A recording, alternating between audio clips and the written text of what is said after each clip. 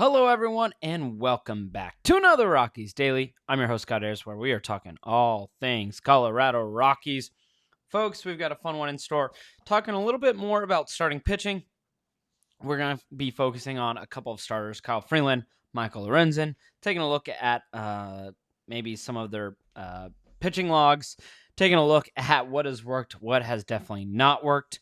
I am recording this in the middle of the Rockies Pirates game going on right now. Had to record just due to a conflict going on later in this evening. So I want to make sure I get something out for tomorrow. And as I'm recording, it's currently bottom of the sixth. Paul Skeens through 6 innings has a no-hitter. He has 10 strikeouts. He's at about 75 pitches. And needless to say, unless the 7th inning can go well for that top of the order, we might be looking at a Paul Skeens no-hitter. So really quick reaction. This is a reaction if he has a no-hitter. Wow, this really sucks. Our lineup got absolutely punked. There's my reaction. If Paul Skeens ends up having a no-hitter, you heard it here first. No one else has ever given a reaction pre-no-hitter, which kind of puts me in a special category. But look, let's talk about what I had planned for today's episode, and that is talking about the starting pitching that has just been woeful once again for the Colorado Rockies. And really, Kyle Freeland's been at the front of that. Michael Lorenzen's been at the front of it. Now, that being said, Michael Lorenzen actually had a pretty solid outing against the Pirates today. He just got pulled for Seth Halverson, who's going to make the appearance in the 6th inning. But Lorenzen goes 5 innings, gives up 2 runs on 5 hits and 2 walks. And a lot of that was in the first part of this game, in that first inning where he was in a really big jam, limited the Pirates to just 1 run, gave up another in the 5th inning. But overall, 5 innings pitched, gives up 2 runs. However, kind of follows that trend with Michael Lorenzen, which is he's just not getting deep into games. And we will get into that. But first, let's talk about Kyle Freeland, because it's not just Kyle Freeland who has struggled for this starting rotation. We have seen multiple guys kind of struggle so far this year, but Kyle Freeland is, I think, one that we need to note and talk about, because he actually looked pretty solid at the start of the year. Then he has this shoulder inflammation against the Padres, and since then, he just has not looked good. And you look at just some of the numbers so far this year. One of the big things that stands out, his chase rate is really solid. His walk rate is really solid. But everything else, you see everything else kind of in that light blue to dark blue, which is definitely not great. His velocity on his fastball really has not been good. You're seeing more hard hit balls. And looking at some of his pitch type too, that 4-seamer compared to 2025, the 4-seamer he used 33% of the time in 2025. 2026, it's 27% of the time. His cutter is now 25% of the time. And the sweeper, the sweeper is the pitch that's really had kind of the biggest uptick from 13 to 17%. And the changeup from 6 to 17% for Kyle Freeland. But unfortunately, his fastball just hasn't been good this year. It was bad in 2025, and it has not been good in 2026. He just hasn't had the same stuff. When looking at his fastball, its run value, his 4-seamer is a -7 run value. He's the batting average against his 4-seamer is a 424 and 879 slugging, and a lot of hard hit balls when it comes to his fastball. Really, his sweeper has the best run value, has been making guys miss. As opposed to that 424 average, it's a 136 average against his sweeper. Not a lot of hard contact. Really, it's been his best, put away pitch, strikeout percentage at about 26% for the sweeper. The curveball hasn't been there. And ultimately, I think that the tough thing too is you look at even his game log, and that's, I think, the most telling thing is he had actually a pretty solid start to the year. Against the Marlins, kind of all the starting pitchers only went about 5 innings. He went 4 1/3, gave up 2 runs. That's not bad. But then Toronto and Houston, he looked really solid. Went five innings against Toronto, just giving up 1 run. And then Houston, 6 1/3, gives up 1 run. And you're thinking, man, this new and improved Kyle Freeland under Alan Leichman has been tremendous. And then the wheels have fallen off, because then it was supposed to be that start against the Padres. He has that shoulder stiffness, tightness that caused him to miss a little bit of time. Cincinnati, that series against the Reds, 5 innings pitched, 4 earned runs. Then against the Braves, he goes 4 1/3, 6 earned runs. In his most recent start against the Phillies, he goes 5 innings, 6 earned runs. His ERA now at 6. And man, it's been a very, very disappointing stretch of baseball. And he had a really tough start last year too, but figured it out. And it felt like he had it figured out at the start of this year, and he just hasn't had much over his last 3 starts, and you wonder if maybe that shoulder is still bothering him and he's pitching through it.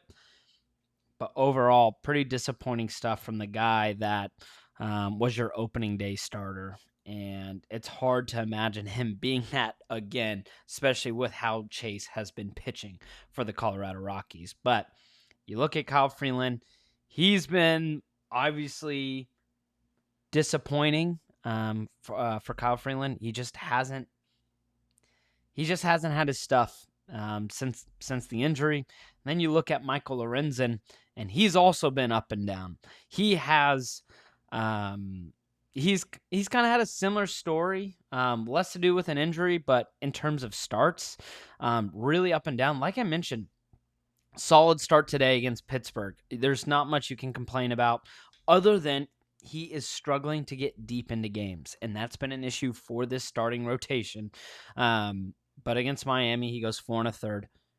The Phillies is really what has inflated his ERA. 3 innings pitched, 9 earned runs, and then 5 2/3 against Houston. Just gives up a run.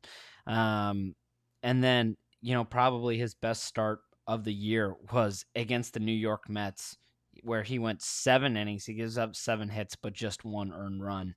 But outside of that, that and his start against Houston were 2 quality starts. They didn't obviously give him the quality start against Houston because he went 5 2/3. But otherwise, he just hasn't gone deep enough into games. And that's, I think, disappointing, because he was part of this project for Alan Leichman, where it was, hey, this is a guy who has a bunch of different pitch types, and we will be able to use that. And you look at his baseball savant, and really, it's just his walk rate that's been effective.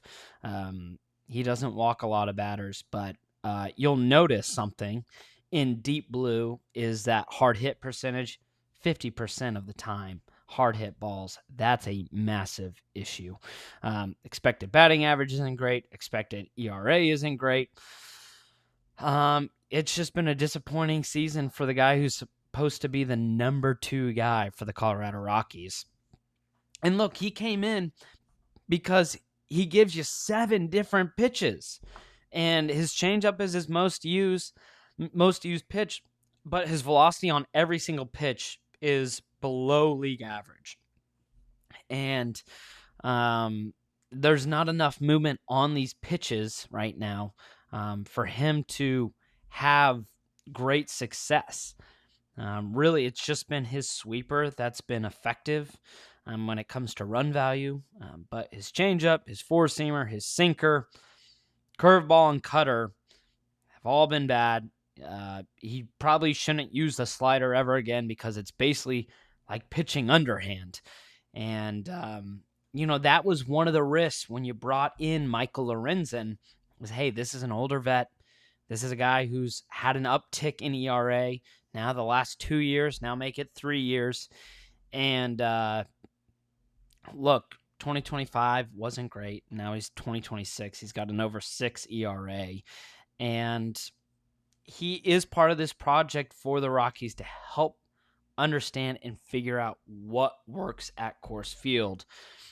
The hard thing is you are using an older pitcher who has had an up and down career. And so that makes the experiment a little bit more difficult. And again, it's a long season.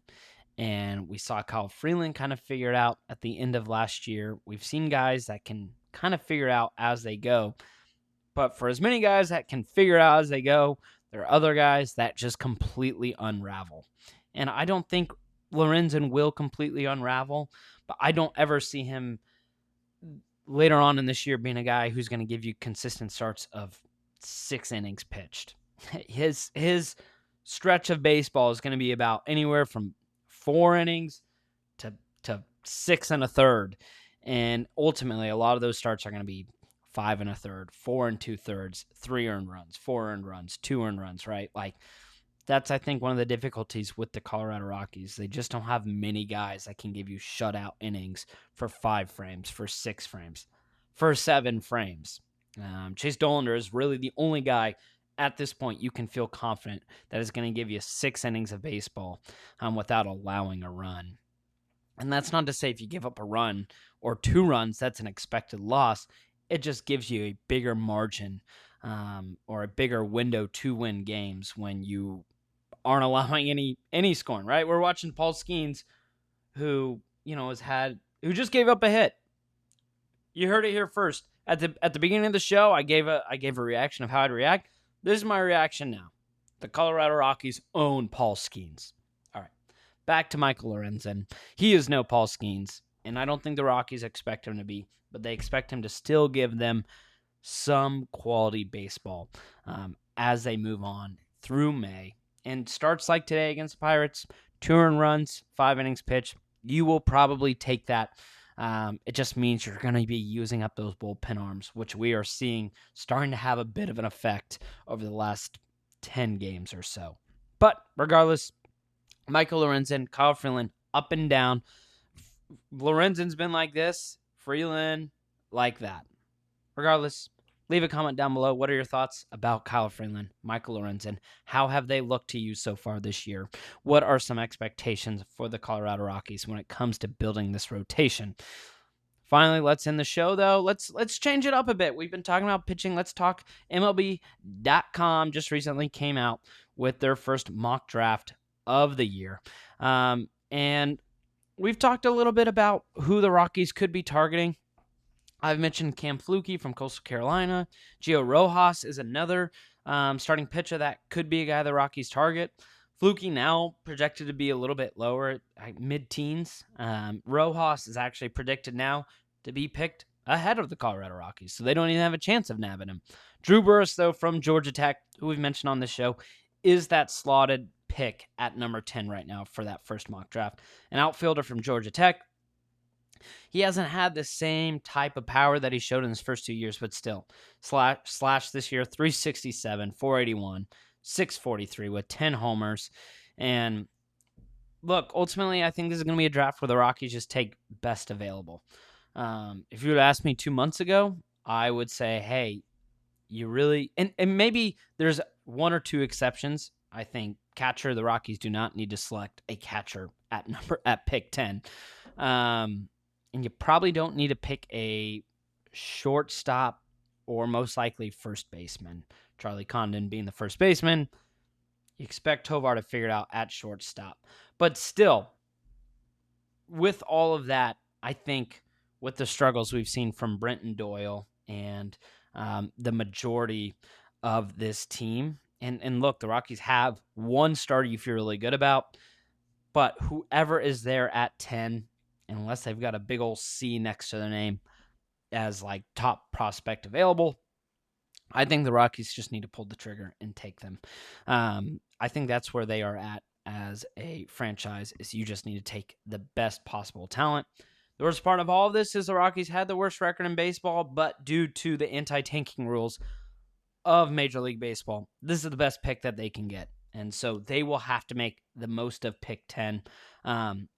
Burris is still a solid prospect and could be an impact outfielder for the Rockies, and some of the power that he provides, and that the power that the Rockies will desperately need, especially if they're considering moving on from a guy like Mickey Moniak at the trade deadline.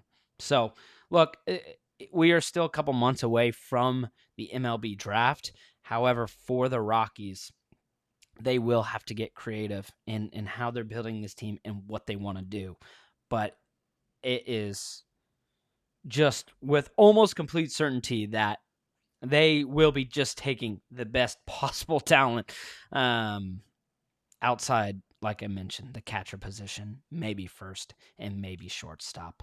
The top two guys in this class are both shortstops, and then followed by that is a catcher. After that, a lot of outfielders, some starting pitching, which is why you see an outfielder slotted in this pick right now. But we will talk more and more about the draft as we get closer, who the Rockies could be targeting, maybe some different rumors, things like that. But I hope you enjoyed this episode. Thank you so much for tuning in. Make sure to hit that like button, subscribe, share with mom, dad, grandma, grandpa, friend, best friend, enemy, you name it.